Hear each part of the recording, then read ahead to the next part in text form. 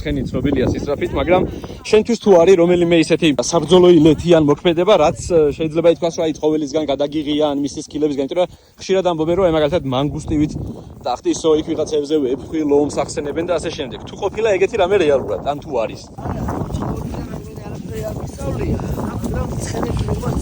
და ჩემი საყვარელი ცხოველი არის ცხენი. მართლა?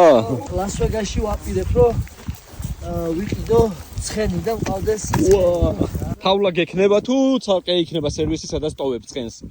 მექნება თავლა მოკლედ ერთ სახში უნდა გადავიდე, რომ სადაც დიდი ეზო ექნება და სადაც კანონი არ გძალავს ცხენის ყოლას.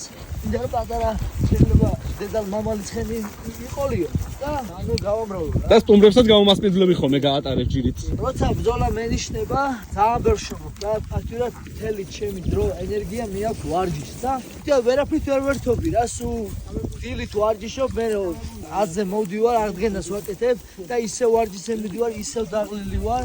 ერთგვარი განტვირთვის და თერაპიის ისიც იქნება საშუალება. კი, მიუხედავად იმისა, ლას-ვეგასში ცხოვრება არ სიამოვნებს ეს ღამის ცხოვრება, კლუბები, რესტორნები, რაღაცები, სიმშვიდე სიწყარები და ეხა იმიტომ რომ ეს ჭირდება ეხა ჩემი განვითარებისთვის, ჩემი სპორტისთვის, იმიტომ რომ ეს წასვლა მანქანით რესტორანში დაპარკინგება, მე ჭამას მა ენერგიაც მიაქვს ალბათ ზედმეტი და დროც. ხო, იქ მე ვიღაცები ცნობენ, სურათებს იღებენ რაღაცა და ჩემნია რომ სახში ვიყო, 1-2 ცხენი მყავდეს, ჩემ ცხენს მოვუარო და მაგაზე გადავიტანო ყურადღება და ვარჯიში და აღდგენა და მოკლედ რესტორანში არ წავალ და საჭმელს გამოვიძახებ, საჭმელი გავამზადებ ჩემი